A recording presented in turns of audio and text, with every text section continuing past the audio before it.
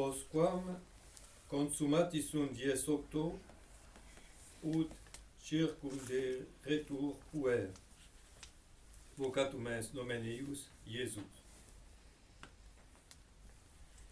Après que les 8 jours après la naissance furent passés, en sorte que ce soit le moment de circoncire l'enfant, il fut nommé Jésus.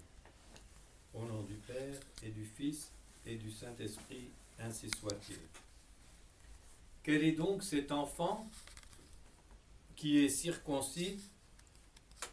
Demande saint Ambroise.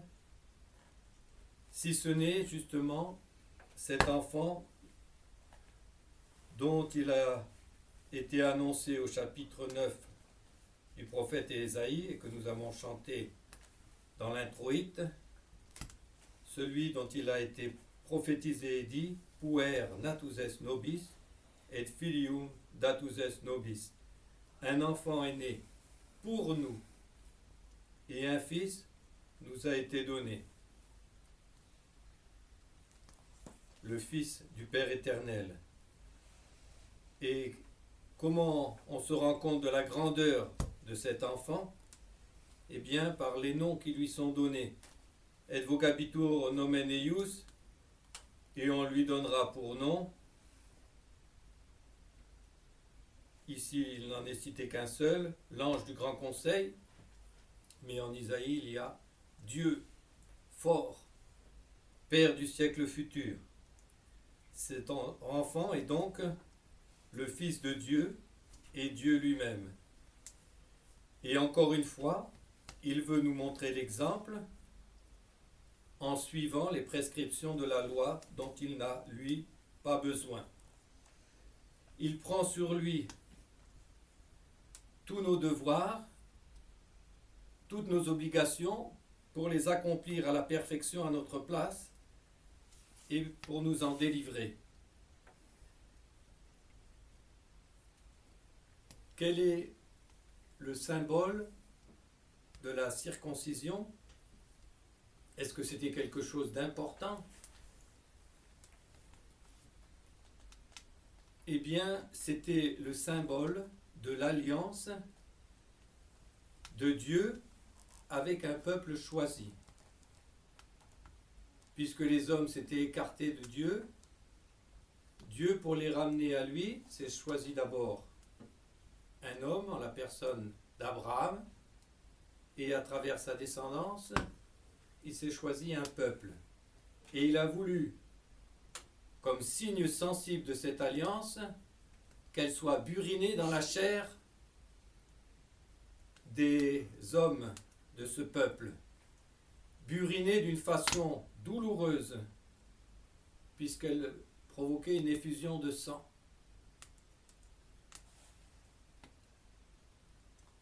Est-ce que c'était le signe qui était important ou la réalité qu'il signifiait? Bien évidemment, le principal et l'essentiel, c'est la réalité qu'elle signifiait, c'est-à-dire l'alliance avec Dieu. Est-ce que ce signe était cependant sans importance et négligeable? Non point, puisque il est institué dans le chapitre 17 de la Genèse, et le Seigneur dit à Abraham, il faudra circoncire tous les jeunes garçons, et ceux qui ne seront pas circoncis seront rejetés, et rejetés par la mort.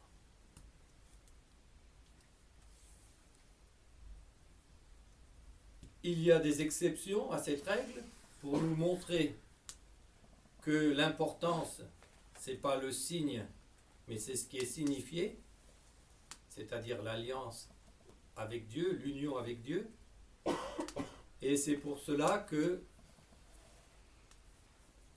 par l'intermédiaire de Josué, Dieu va permettre que pendant 40 ans, qui sont dans le désert, les enfants d'Israël ne soient pas circoncis. Il les circoncisera après, avant l'entrée dans la Terre Sainte. ce qui est aussi tout un symbole. Mais en même temps, pour nous montrer que le signe a quand même de l'importance, en tant qu'il est justement la représentation de la réalité, et généralement, si on tient à la réalité, on tient au signe extérieur.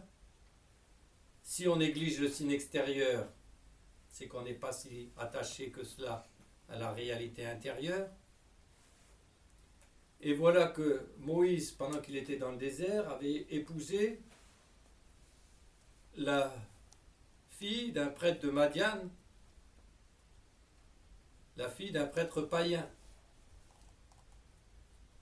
Et donc elle n'était pas initiée à ces rites. Peut-être les trouvait-elle barbares.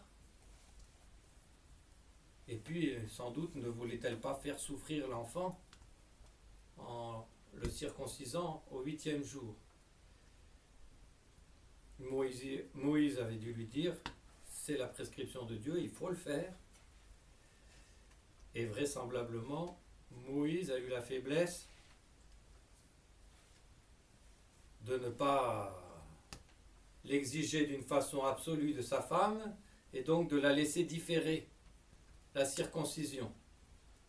Si on s'en tient à la prescription qui avait été donnée à Abraham, l'enfant risquait d'être frappé d'une maladie ou autre et de mourir. Or, le passage de l'Écriture est beaucoup plus impressionnant que cela. On nous dit, le Seigneur vint au-devant de Moïse.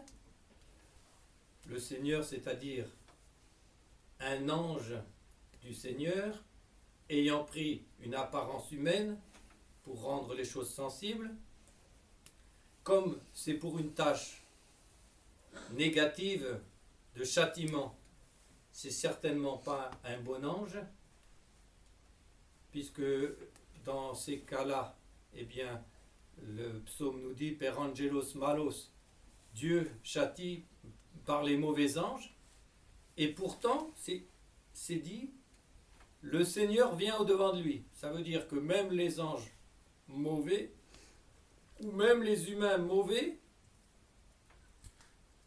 peuvent servir d'instrument à Dieu et en quelque sorte devenir le bras de Dieu pour nous frapper. Vous vous rappelez cette parole célèbre de Attila, je suis le fléau de Dieu, le châtiment de Dieu sur vous.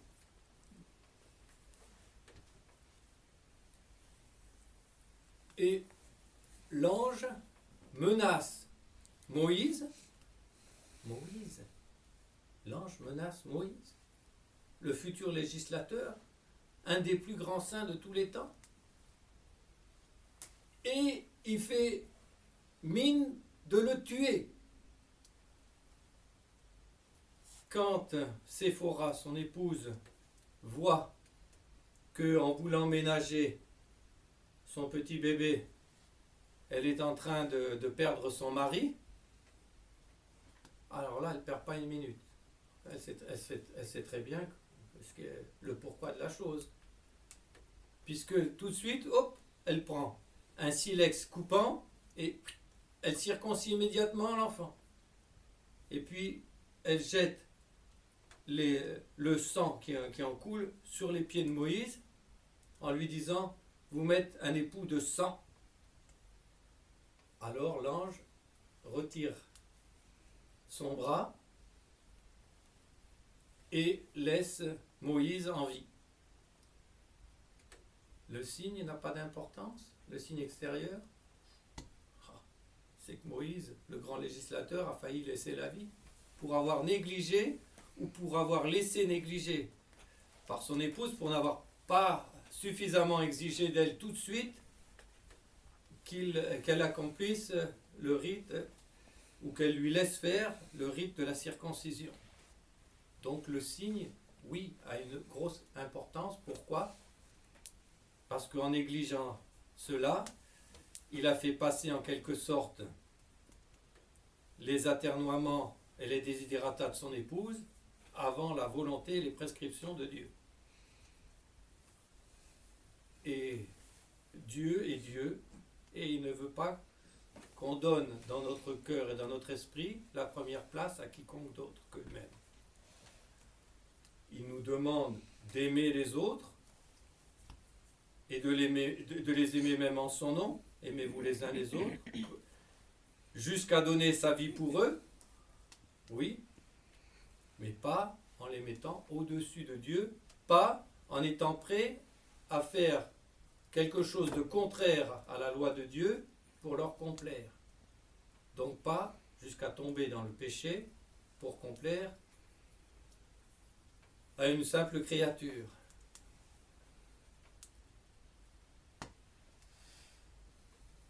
Ce signe extérieur de la circoncision qui est le signe de l'alliance et de l'union à Dieu est une pâle figure, mais quand même importante, du baptême qui est beaucoup plus parfait. Mais on en retrouve aussi des expressions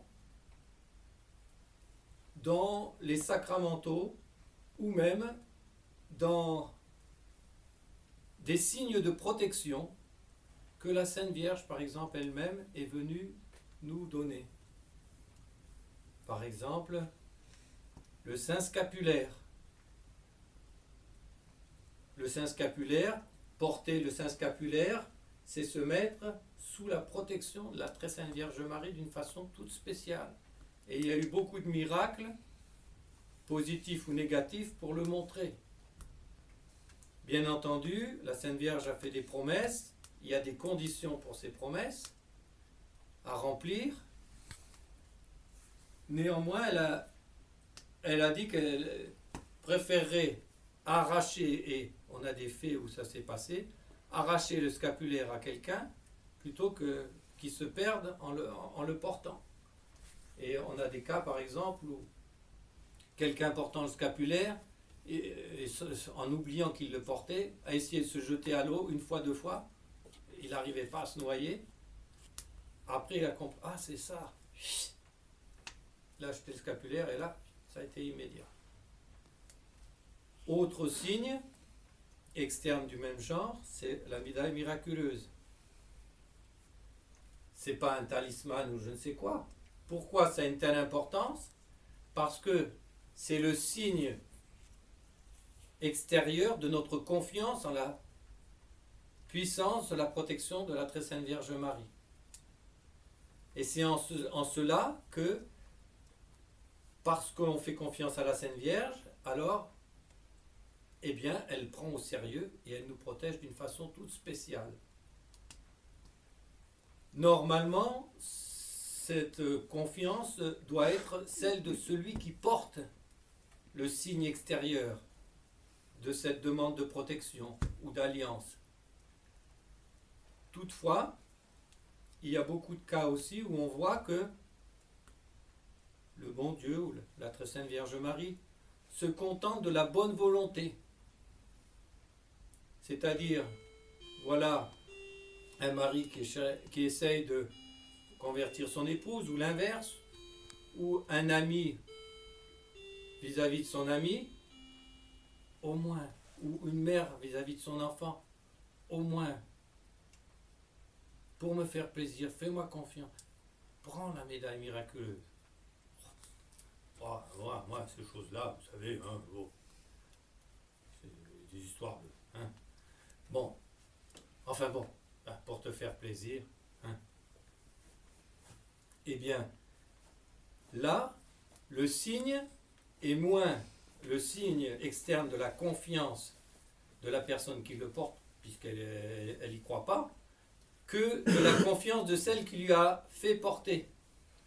Et là encore, on a des faits et des miracles importants pour montrer que, même dans un cas comme ça, la foi de celui qui a réussi à faire porter ce signe se recoupe et retombe en bénédiction sur celui-là même qui a seulement accepté de le porter. On raconte la conversion des frères Ratisbonne, hein, notamment avec la médaille miraculeuse. Donc voilà l'importance entre le signe extérieur de l'alliance et le signe, et la réalité intérieure. Alors bien entendu, la réalité intérieure est plus importante que le signe extérieur. Si on porte ça 100 fois ou quoi, ou simplement comme une petite décoration ou autre, ben, il n'y a pas en quelque sorte de pacte de confiance entre Dieu ou la très sainte Vierge Marie et l'âme qui la porte, et ça n'a pas la même portée, ou même pas du tout, mais ça reste quand même un signe externe. Ce qui vaut pour chaque individu, sur soi-même, vaut aussi dans les signes extérieurs de la foi. Pourquoi les missionnaires prenaient le soin, après la prédication des missions, d'ériger une grande croix à un endroit clé d'entrée du village, ou une statue de la très sainte Vierge Marie? Parce que ces signes extérieurs ont de l'importance. Ces signes extérieurs, c'est plus un individu seulement, c'est toute une société, c'est une famille qui met, il y avait sur les linteaux au-dessus des portes, autrefois, des crucifix à l'extérieur, ou même des niches, on en voit encore, au moins on les garde pour le côté décoration, des niches extérieures avec des images de la Sainte Vierge Marie. Ce sont là des signes de confiance externe, et en même temps, ça nous aide, ces signes extérieurs nous aident à nous rappeler le sens de la mort. Pourquoi on fait un échange d'alliance le jour d'un mariage, si ce n'est comme signe d'une alliance spéciale entre deux personnes? Et pourquoi on porte toujours l'alliance? Pour se rappeler qu'on s'est donné. Et pour qu'on ne soit pas tenté de se reprendre. Donc vous voyez, ces signes-là, même dans la vie civile et autres, ont une grande importance. Et quand ce signe, quand la société est plus chrétienne encore, jusqu'où on va le retrouver? Ben, on va retrouver la croix, par exemple, au tribunal. Au tribunal, encore en Italie, c'est comme ça, partout. Les avocats prêchent, il y avait le grand crucifix comme témoin. On le retrouvait même dans les assemblées nationales et autres. Quand le signe devenait encore plus important, et quelle importance ça a eu, ça? Très important. La France s'est écartée de Dieu. Un gros châtiment. La guerre de 70, l'invasion. Oula, ça faisait des siècles qu'on n'avait pas subi une défaite pareille. Les cœurs sont remués, les esprits réfléchissent. Et oui, c'est normal, nous sommes écartés de Dieu, etc. Alors qu'est-ce qu'on fait? On fait le vœu. Alors là, c'est plus seulement un simple calvaire. On fait le vœu d'ériger une grande basilique sur la plus haute montagne, une des plus hautes montagnes de Paris, bien choisie, puisque Montmartre, c'est la montagne des martyrs, c'est là où Saint-Denis a été martyrisé. On fait le vœu national et on offre tout un sanctuaire comme signe de l'alliance et de consécration en quelque sorte du pays avec le Sacré-Cœur de notre Seigneur. Et à un degré encore plus important, dans la Constitution même, où un État se définit par lui-même, l'importance que on mette Dieu comme base et comme but de toute la législation qui va suivre. La religion catholique et la religion de l'État français. La religion catholique et la religion des Espagnols. la religion catholique est la religion de toute la chrétienté. Ces signes-là sont d'une importance capitale. Et quand on commence à bannir ces signes, quand on commence à les négliger, qu'est-ce que ça prouve? Ça prouve qu'à l'intérieur, on n'y attache plus d'importance à l'alliance avec Dieu. Et alors, c'est les débuts des malheurs. Car s'écarter de la source de tout bien entraîne à tous les maux. Donc, vous voyez l'importance entre le signe de l'alliance extérieure et sa réalité intérieure. Si maintenant on est aussi acharné pour essayer de démolir les calvaires, d'abord de ne pas les réparer et autres, c'est pas un hasard. Ce que nos pères ont fait, comment le prolonger? Eh bien, voilà des ronces qui poussent. Si on ne nettoie pas le calvaire, la pierre s'abîme. Alors on nettoie, on met ça propre. Et comme signe encore plus sensible, régulièrement on vient amener des fleurs qui montrent qu'on y attache de l'importance. Et voyez comment à certains moments ça prend un sens très fort. Vous connaissez tous cet épisode de la guerre de Vendée, où un jeune Vendéen est poursuivi par des Bleus, et puis ils sont à le rattraper, et au moment où le Bleu le met en joue, le jeune Vendéen se met devant le calvaire avec les bras étendus. Et l'autre lui dit « Rends-toi !» Et le jeune Vendéen lui répond « Rends-moi mon Dieu. » Rends-moi mon Dieu, il ne peut pas lui enlever son Dieu. Mais oui, il peut lui enlever d'une certaine manière dans la vie sociale, dans la vie publique. Et quand on commence à l'enlever dans la vie publique et autres, et après ça gagne du terrain, hein, c'est comme une maladie qui attaquerait toutes les cellules. Eh bien, rappelons-nous de la scène de Moïse, de la négligence de Séphora, son épouse, de la faiblesse de Moïse.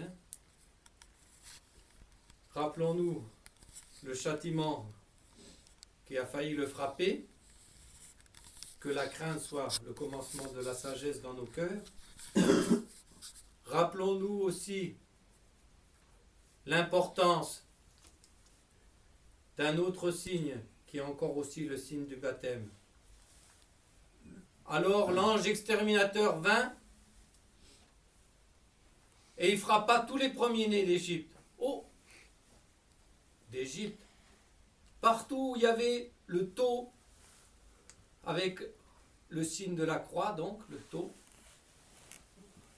fait avec le sang de l'agneau pascal, là, il passa sans frapper. Et voyez comment le signe extérieur, bien que la réalité soit plus importante, a de l'importance. Si on a négligé de baptiser un enfant, il ne pourra pas rentrer au ciel. Pourtant, c'est qu'un signe extérieur. Un signe extérieur puissant du Nouveau Testament, un signe sensible qui opère la grâce qu'il signifie, ex opere operato, par sa force même, à la différence des sacrements de l'Ancien Testament. Mais si on ne met pas le signe sur l'enfant, le signe externe, il ne sera pas sauvé. C'est terrible. Par contre, un adulte pourra être sauvé par le baptême de désir, pour montrer que la réalité a plus d'importance que le signe. Prenons donc la résolution de ne pas négliger ces signes extérieurs. Il y a des familles qui, c'est plus facile de le faire à la campagne. Il ne s'agit pas d'être ostentatoire non plus. Il faut être sage et prudent. Mais il y a des familles qui, dans la cour principale, ont érigé un calvaire. On rentre dans leur cour, on sait tout de suite à qui on a affaire. Ou une grande image de la très sainte Vierge Marie. Et en même temps, à chaque fois qu'on vient, ça rappelle qu'on est voué à Dieu et ça nous rappelle l'essentiel. Eh bien, demandons à Notre-Dame, demandons à Saint Joseph d'être aussi respectueux de ces signes extérieurs, de ces pratiques de la loi et de la Sainte Liturgie, autant qu'on peut les réaliser, qui sont le signe externe de notre amour intérieur. Et que le Seigneur, notre Dieu, par cette profession externe de la foi, nous bénisse. Au nom du Père et du Fils et du Saint-Esprit, ainsi soit-il.